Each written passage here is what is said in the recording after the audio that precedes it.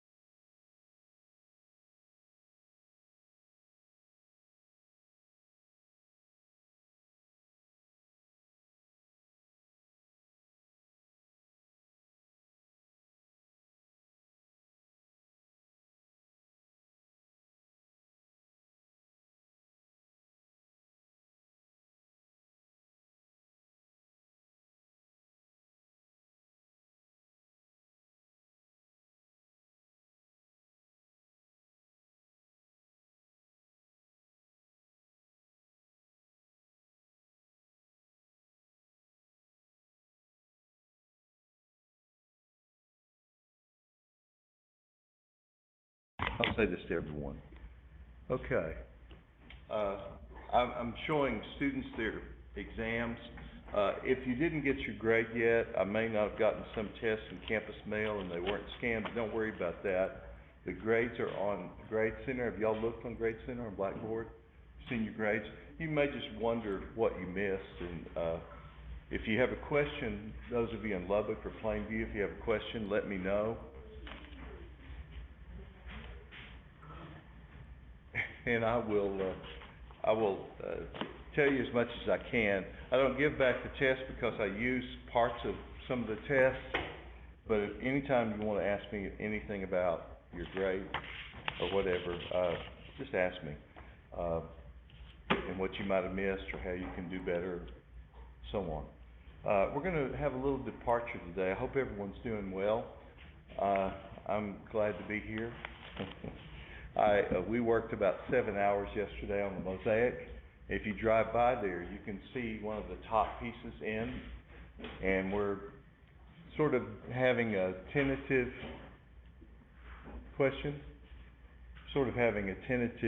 unveiling for next week. So we'll see how that goes. I'll let you know if you're interested. Now, this class with me today here in Levelland, we're going to go out on campus the last part of class. It's a pretty nice day. It's not as windy as it was Tuesday. And so we're going to go to the 3 mosaics on this campus and talk about them. We'll do that. But first, I want to lay the groundwork for what we're going to do next. Now, if you did not turn in your art criticism, the art appreciation activity with Chihuly, you didn't hand it to me today, you can still do that before class is over. Some of you sent them to me, and I apologize if I haven't answered you. There were several coming in, but I was just going to wait until everything was done. I will respond to you, and I will let you know what you earned as far as the number of points you earned. Now, this is mandatory, right? It's something that's a required assignment. But it's just a plus for you if you do it. And some people may earn 3 points, some people may earn 12 or 15. Just depends on what you do. So I think I told you impressed me with what you did, and you'll earn more points. Some people have added images to what they did. Some have just written them. Some wrote them out on paper. So if you're in Lubbock or Plainview, you can turn those in if that's the way you did it, and they'll arrive in Campus Mail. If you decided to do it and send it to me in an email, I apologize again for not getting those to you, but at least responding to that and getting. I haven't had time. I decided not to grade anything till after this day's over, and then I'll begin grading. I'll let you know points, so you understand that. So this is art appreciation class, right? And so this idea of appreciation is all about learning how to appreciate something. Now, so far we've talked about all the things that art is, and maybe why art is important and how art is all part of our lives. And if you don't agree that art is not part of our lives, then that's what part of what I'm doing is trying to make sure that you open up to that idea. I lost my connection here. There we go. So that's what I want to focus on today, and to teach you, I just kind of threw you out there with this Chihuly assignment, and I said, do the best you can. Tell me what you think. You have 3 questions. Respond to them the best you can. But some of you had asked me, well, what do I say? Well, I'm going to teach you how to do that in this next activity. You through? Okay. You can get it to me in a minute. Yeah. So that's what I'm going to do now, is talk about this idea of what we call art criticism. Art criticism is it's a skill. It's a skill anybody can learn. And unfortunately, I didn't learn it until I was really doing graduate school. And they really didn't teach it like this when I was going through my undergraduate degree. And we would have critiques. Have any of you ever had a critique for your work? Anybody? So what was it like? What was your critique like, Cameron? In college, What? No, what did they do in your critique?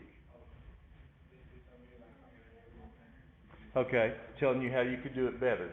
Were there any perks or pats on the back? Anything positive? Okay, all right, but mainly it was sort of, this is what you did wrong, so this is how you can do it better. Were you going to say something, Taylor? Okay. Anybody else been in the critique in art or in other class? What? Okay, tell me about that. You push your microphone. You're wanting to do that. Tell us. This is Leandro. I'm not going to put him on camera, but yeah, he's going to tell us what one act play critique was. Well, basically, we had like to report in front of the judges, and then afterwards, they're gonna tell us like what we need to work on and what we need to do to get better. Okay. Fortunately, we were the best, so they didn't know us. That's good. So did they tell you the good things you did too? That's good. So it was pretty balanced, and that's the way it should be. Now, one of the things I want to teach you about is how properly to critique something. So this idea of criticism has a negative connotation, doesn't it?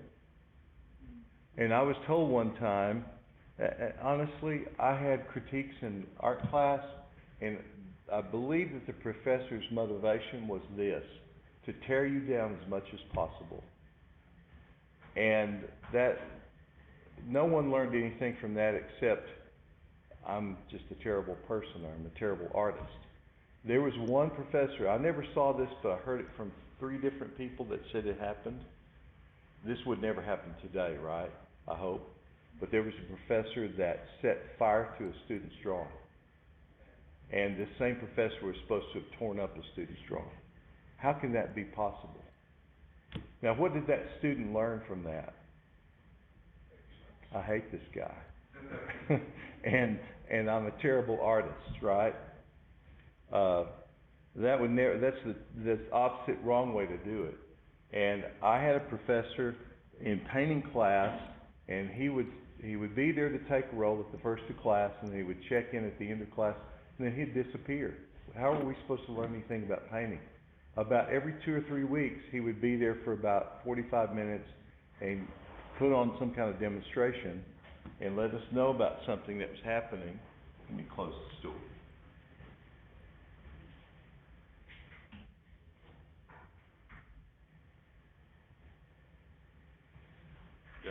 That hallway echoes.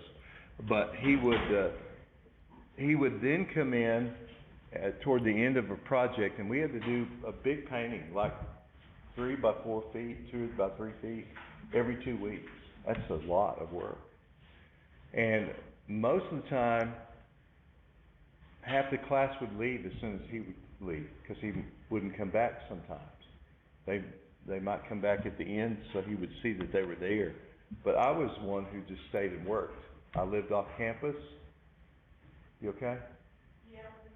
Oh, okay, all right. So I had to be there, so I thought, well, I'm going to get as much out of this as I can. So I worked really hard. One time he sat down with me at a critique. This is at the end of the project, and he looked at my work and he said, well, don't turn this into a steel engraving. I won't try to imitate his voice because it'll put you to sleep. Anyway, he said, don't turn this into a steel engraving. I was doing an acrylic painting. And I had the audacity to say, and I was so timid and so, they made you feel like you were small anyway. A lot of those guys did. Not everyone. I had some good professors. But he said, well, stroking his goatee, if you don't know what I'm talking about, I can't really explain it to you. So what did I learn from that? I never want to be like this guy. I never want to do this to my students. So my critiques, I tried to think about the good things that I did with students and model after those good professors that I had that tried to point out all the good things. Now, if you did this, though, it might have improved it. Criticism, someone said one time, everyone has an opinion, right? And I learned when I was in the first grade, we didn't have kindergarten in those days. I went to school and I came back and told my mom, and I didn't remember this. She reminded me. She said, "You came back and you said, there's some people that don't like me up there." I couldn't believe it. I thought everybody liked me. All my cousins liked me, my family liked me, but there were some kids that just didn't like me, and that was just the way they were. So one of the things I want you to think about is there are all kinds of opinions out there, but there's a right way to look at something and a wrong way to look at something, and to learn with an open mind. Now, one of the things I want to show you is that interpretation of something, interpretation of art is relative, and I want to try to put this on screen here. Yeah. Interpretation is relative. So when you look at something, and I'll get this up on screen, it depends on a lot of things. It depends on your background, the way you grew up, your experiences, right? Because you take who you are into any experience.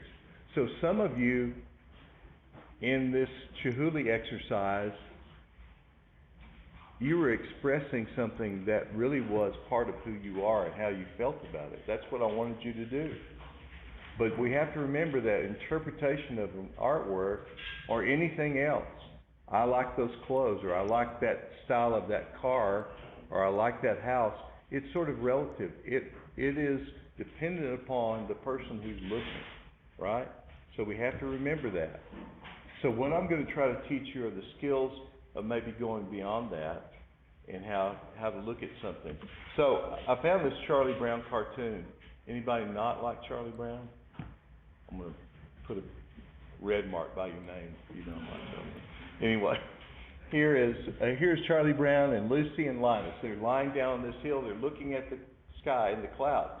And Lucy says, if you use your imagination, you can see lots of things in the cloud formations. What do you think you see, Linus?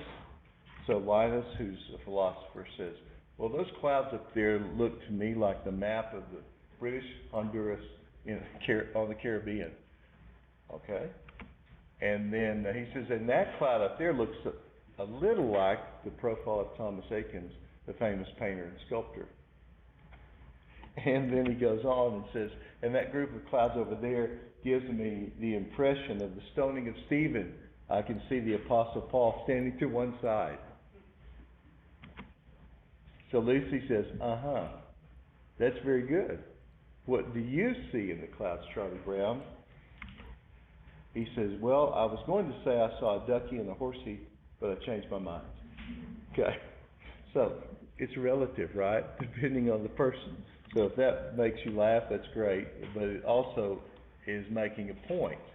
So I want you to think about that, and let me pull this other thing up here, and I want to lay the groundwork for what we're going to do next week, and then we're going to spend all of our time on this one thing here, is talking about art criticism. Now I'm going to give you these notes later, but I want you to look at this, because art criticism is an organized system for studying a work of art. It's a way, it's really just a four-step method for looking at a work of art.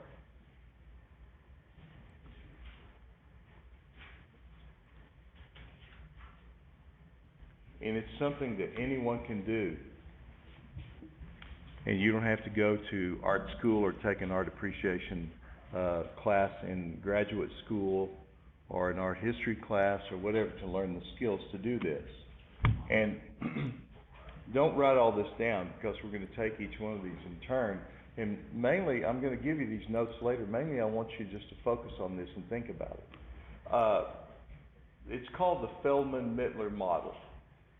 And Penn State University, in those days, was the place where if you wanted to be serious about teaching art, you went. I never really considered going to Penn State. I've been to Pennsylvania, but I never thought about going up there and spending time. But some of my professors did. And they learned from this guy named Ed Feldman, And then Dr. Gene Mittler taught at Tech. I got to know Dr. Mittler, and he was an amazing guy.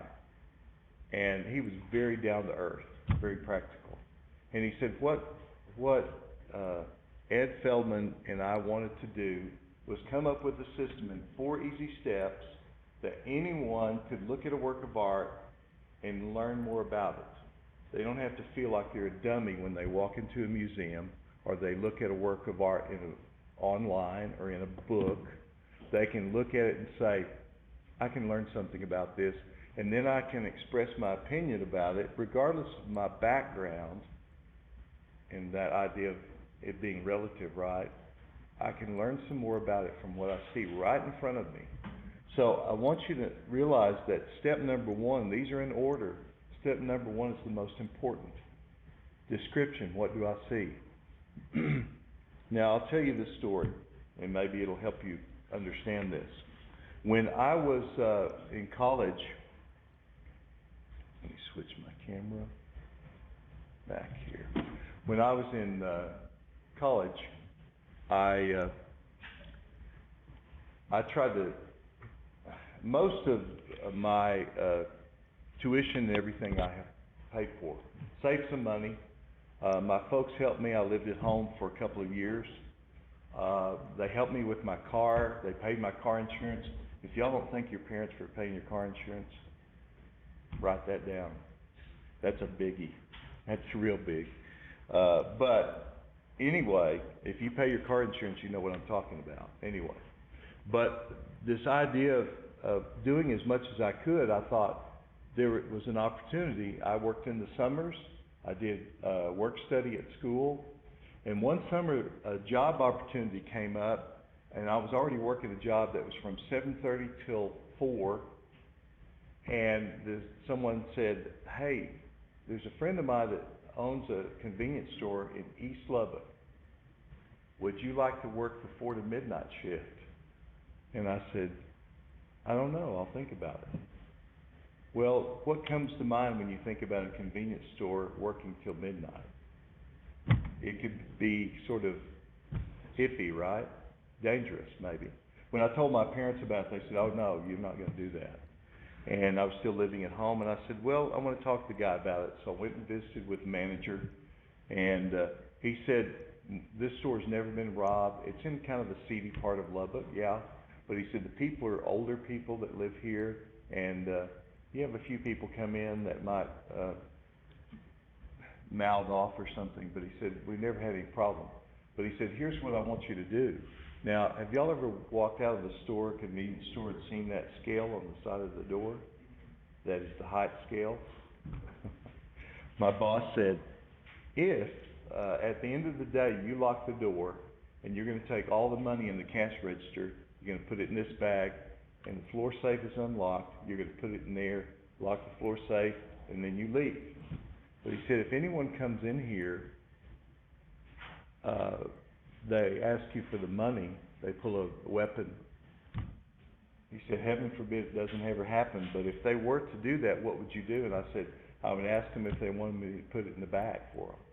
He said, that's a good answer, because the money does not matter. Your life matters, that you don't get hurt or worse. So I said, so what are you asking me this for? I was just pretty naive, 20-year-old. And he said, here's what I want you to do, though. You get as good a description as you can.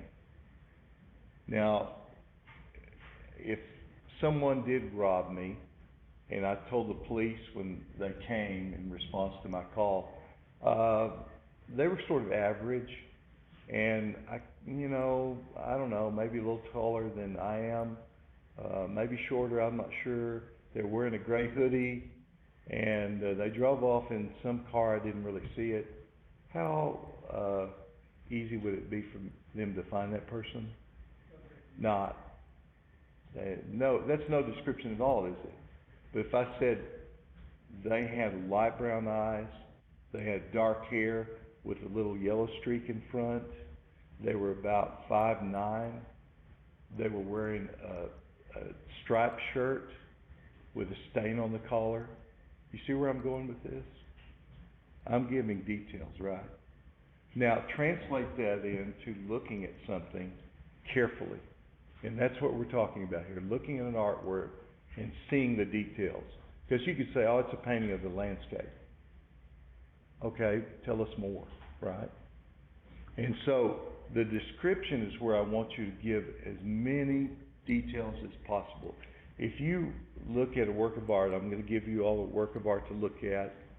If you look at it and you write 4 things, and that's it, is that a very thorough description? No. You're not going to catch the guy, right? Your description is lacking. But if you write a full page and you tell me all about what you see, you talk about colors, you talk about all the details you see in this, that's what I'm talking about. Now later I'll describe this more in detail, tell you about the description of what I really want. But then the analysis is the second part. How's the work put together? The work of art is organized. We talked about that a design is intentional, right? And so the artist placed things, even if it was splatters of color, in a certain way. So the artwork is organized in a certain way. And then finally we get to the interpretation. And then we decide what we think after we've learned all we can in step 1 and step 2.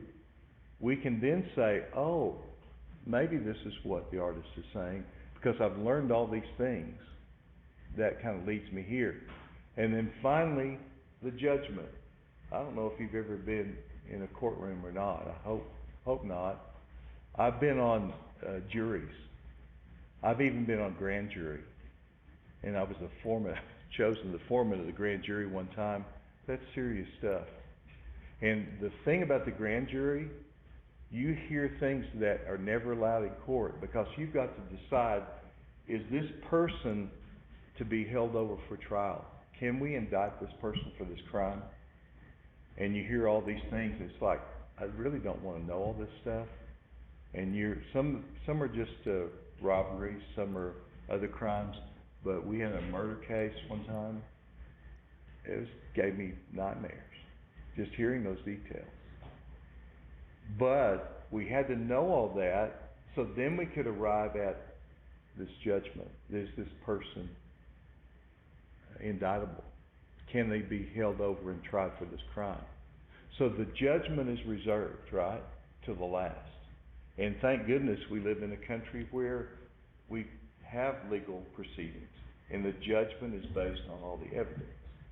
And we're not guilty until it's proven that we are. So that's what we're going to think about when we think about the judgment. But the judgment is not as serious as what I was talking about. It's about an artwork. But can we judge this work as successful? So let me go through these steps again. Now, I'm going to go through these next Tuesday. So just look for a moment. You're going to make a list of what you see in the work of art.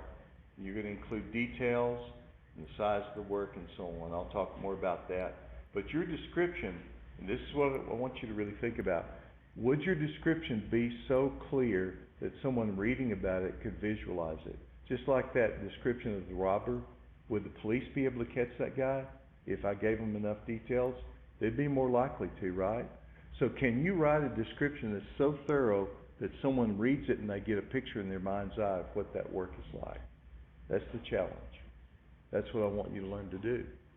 And to do that, you've got to look carefully, right? You can't ignore things. You can't just glance over it. And then we're going to arrive at the second step, and these are in order for a reason, to talk about the placement of things in there. Now, I'll talk about on Tuesday how sometimes these overlap or interlock, but it's going to give you clues about what the artist's choices were using these things we've learned about the art elements and principles of design, to see how they use their skills to bring their idea across. And then that's going to lead us to the third step, the interpretation. What's the artist trying to say? And you may say, I don't know, how can I know? But you should know, and you should be able to make an educated guess by what you learned in steps 1 and 2. By this point, step 3 you should be able to say, well, I've learned these things, and I learned that the artist put this together this way, so maybe, bless you, that gives us an idea about what he could be saying. And it's a guess maybe, but it's an educated guess based on what you've learned. And then finally we arrive at the fourth step. Remember that, bless you, we're not in Great Britain. They have an E after the G in judgment, but we don't. That's the correct spelling of judgment. We're judging, does this work succeed? Now you may still say, I don't really care for it, but that's not the question so much. Did the artist do a good job? Did the artist get the idea across to us? And you're going to arrive at that by doing these first three steps. Now, the other thing I'll talk about later is these aesthetic theories. Have any of you had philosophy class? It's an interesting class, and it talks about the idea of how people think and look at the world and so on. But there's this study of the nature of beauty and art called aesthetics. Now, all of us have an aesthetic sense, but I want to talk about that on Tuesday and talk about these four aesthetic theories more in detail, but I'll get to that then. And then we'll see how those apply to different works. Now, I want to X out of this for a minute, and I want to put something on screen here, because I want to talk about the mosaics. And you folks in Lubbock and in Plainview, I'm going to put something up on screen here. I've got to get to this. Open my file here. And let's see. Yeah, I'm going to put this up on screen here in just a moment about the Levelland being the city of mosaics. I've talked about doing these mosaics, but I want to show you some things here while that's opening up. And I'll let this play while we go out on campus. I wish everybody were here and we could all do this together. But what I do want to show you, though, is all the mosaics in Levelland are using glass tile. And this is some of the glass. And they're glass where the color is through and through. And some are larger, they're 3/4 of an inch square. And then some are called smalti tessera. They're chunks that are about 3/8 of an inch square. There are more varieties of color in these. And then there's some of these specialized ones. You can see the copper powder that's mixed in with the glass there, how it catches the light. And we've used some of those on the new morning mosaic here on campus, and this new mosaic that we're building right now, we're mounting right now. You can see how pretty that tile is. Some of the colors are just solid opaque, like that black one. And then there's even a gold leaf tile, which looks just like blue glass in the back. Can y'all see this back there? But there's a layer of 24 karat gold laid in there. And then you've been in biology class, right? Science class, you've had a little cover slip of glass you put on something. So then they fuse that in the kiln, so that's not exposed to the light at all, not exposed to the weather. Once a mosaic's done like this, it can be as strong as the wall itself. It can go through a softball-sized hailstorm. And let's say that you do a mosaic design and you glue, yeah, you can see the design kind of drawn out there. You glue these tiles face down on the piece of paper with a water-based glue, and then once the design, and you cut these all with, I took my nippers out, but they're carbide tip nippers, and you cut these. You have to wear safety glasses and be very careful of little pieces of glass. But once all that design is done, then you can put mortar on a wall or on a, I've just got a little trivet here, put that on there and adhere it with mortar, and then you can wash off the tile, off the paper, and then you have the tile there. And this part shows where the tile has not been grouted, this has been grouted here. So that's kind of where we are right now. We're mounting the tile on this wall here at Quick Lane Business in town, and then we're going to wash off the paper next week, hopefully, and then you'll see the beauty of the mosaic. So these mosaics that you're gonna see in this presentation, they'll all be like this.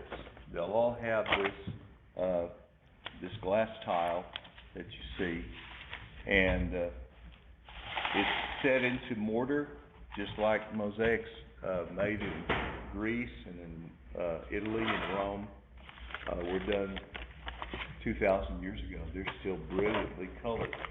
And someone said, well, they'll never fade? And I said, no, because the colors of the glass never fade. So you don't have to worry about, it's pretty low maintenance. The one that we did on the Student Services building, you'll see it in the presentation here, called New Morning.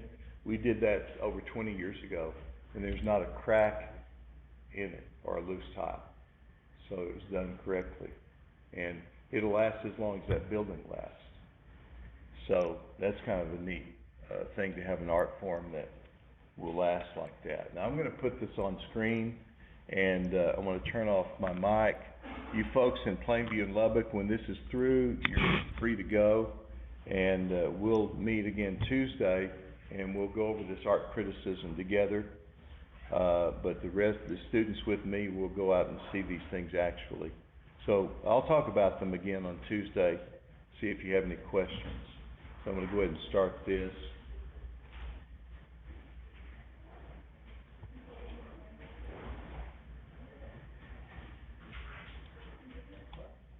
There we go.